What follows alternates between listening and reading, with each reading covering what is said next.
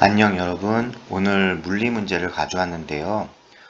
오늘 문제에서는 우리 친구들이 여기 마지막에 문장이 보시면 C에서 A로 되는 과정에서 바로 이 과정이 되겠죠. 이 과정에서 기체가 외부로부터 받은 일은 160J이다. 요게 해석이 잘 안 돼서 이 문제의 인강을 듣거나 아니면 해설지를 봤을 때 우리 친구들이 약간 머릿속이 혼돈되는 경우가 있을 것 같아서 지금 마지막 문장 별표 친 걸 좀 위주로 설명을 좀 해보도록 할게요. 자, 지금 여기 보시면 문제 자체에서 열효율이 0.2인 어떤 열기관이 있다고 했죠. 그러면 선생님이 간단하게 우리 교과서에 많이 나와 있는 열기관을 그림을 그리고요. 그러면 이 열기관에 고온의 에너지를 가하면 1을 하고 나머지가 저온으로 빠져나가겠죠. 그랬을 때 지금 이 열기관이 이런 일을 반복을 하면서 오른쪽에 있는 이 그래프와 같은 순환고리를 따라간다는 얘기입니다. 그래서 만약에 이 고온에 해당하는 걸 선생님이 Q1이라고 하고 저온을 Q2라고 한다면 이 열효율에 해당하는 0.2라는 값은 0.2는 알다시피 Q1 공급받은 열량분의 한 일의 양 또는 한 일의 양은 Q1에서 Q2를 빼면 되겠죠. 이걸로 이제 여러분들이 Q 값을 구해내시면 되는데 먼저 하나하나 세부적인 걸 좀 보도록 할게요. 지금 ABCA 과정을 순환을 하는데 AB 과정은 부피가 일정한 과정이고 BC 과정은 단열 과정이고 CA 과정은 등온 과정이라고 합니다. 자, 그럼 하나씩 한번 해볼게요. 자, A, B, C, A 과정을 순환하고 반복을 한대요. 이 열기관이. 그런데 A에서 B 과정은 지금 부피가 일정한 등적 과정이래요. 그럼 어쨌든 간에 이 열기관이 돌아가게 하기 위해서는 내가 어떤 열을 가해야겠죠. 그럼 그게 그 기관 안에 내부 에너지의 변화와 한일로 갈 겁니다. 근데 우리가 연력학 법칙 공부할 때 요 한일 자체가 P 곱하기 델타 V라는 걸 알고 계시면은 등적 과정에서 부피의 변화가 없으니까 델타 V 값이 0이 나오거든요. 그러면 곱해봐야 0이니까 결국은 내가 가한 열은 이 델타 U, 내부 에너지로 모두 쓰인다는 뜻이에요. 여기까지 이해되셨죠, 우리 친구들? 그러니까 여기서 말하는 이 Q는 이 열기관을 돌아가게 하기 위해서 내가 가한 열, 다시 말하면 Q1이라고 생각을 하시면 돼요. 그리고 나서 이제 열을 가해서 이 열기관이 돌아가게 하기 위해서 내부 에너지가 변했습니다. 뭐 증가를 했겠죠. 지금대로라고 한다면 열을 가했으니까. 그럼 이제 델타 U가 여러분도 알다시피 절대 온도의 변화에 비례하기 때문에 이제 온도가 처음부터 올라간 상태가 돼요. 그리고 나서 이제 BC 과정으로 가게 되면 단열 과정이라고 하거든요. 그럼 단열은 이제 열의 출입은 안 준 거예요. 이 열기관에 처음에 Q1이라는 열을 주고 그 다음에 열의 출입을 안 줬습니다. 그러면 Q는 이 BC 과정에서 델타 U 플러스 W에 해당하는 값인데 이 BC 과정을 돌아가게 하기 위해서 열의 출입을 안 줬는데 이게 0인데 그런데 BC 과정에서 부피가 늘어났단 말이에요. 그러면 W가 P 델타 V라고 했으니까 이 부피가 늘어났다는 얘기는 여기 있는 델타 U 값이 BC 과정에서는 마이너스 값이 된다는 얘기가 되겠죠. 따라오셨죠? 무슨 말인지. 예. 그 다음에 이제 또 하나 주의할 건 뭐냐 하면 여기 있는 두 번째 델타 U 값과 첫 번째 델타 U 값은 똑같은 값이에요.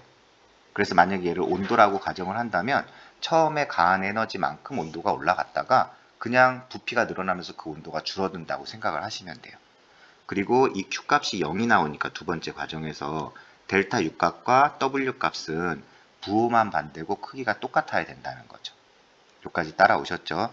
잘 모르겠으면 이게 표현이 좀 약간 난해할 수 있어요. 우리 친구들한테. 그래서 계속적으로 반복해서 들으시면서 잘 표현을 이해 못하겠으면은 이렇게 손으로 쓰셔도 좋을 것 같아요. 자, 그 다음에 이제 마지막 과정이 CA 과정인데 여기가 등온 과정이거든요.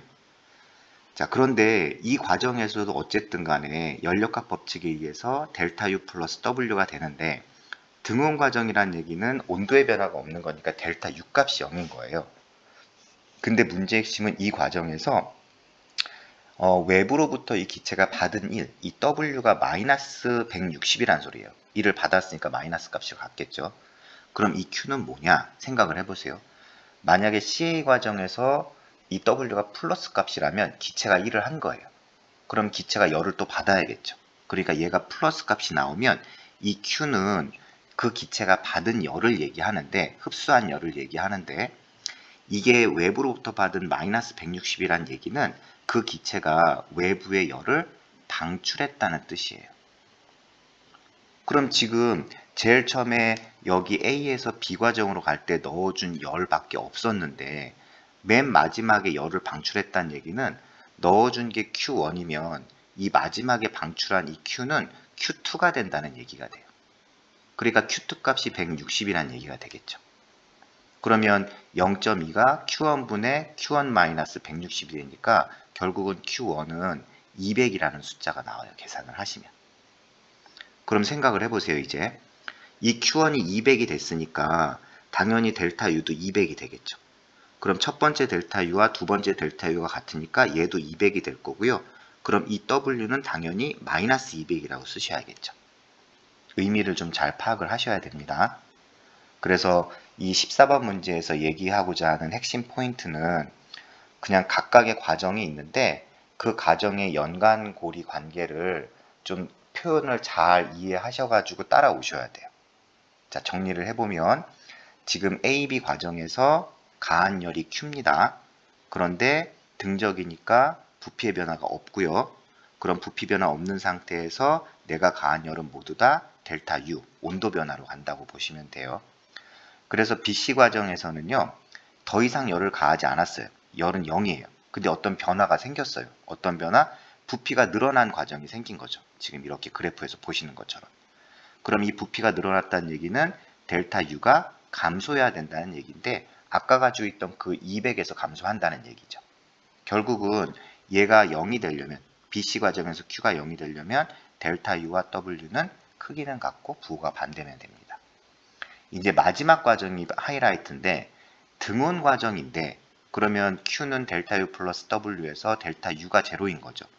그러면 온도 변화가 없는 상태에서 외부에서 1을 받았다는 얘기는 마이너스 160이라는 얘기고 내가 외부로 1을 했으면은 그 기체가 열을 흡수했겠지만 1을 받았다는 얘기는 결과적으로 그 기체가 열을 방출했다는 의미로 쓰이기 때문에 이제 방출된 열이 160이라고 보시면 돼요. 그러면 이 방출된 열 160을 여기 저온 Q2에다 집어넣어서 풀면 공급받은 열 200이 나오고요. 그걸 가지고 이제 기억 니은 딕에서 해석하시면 됩니다.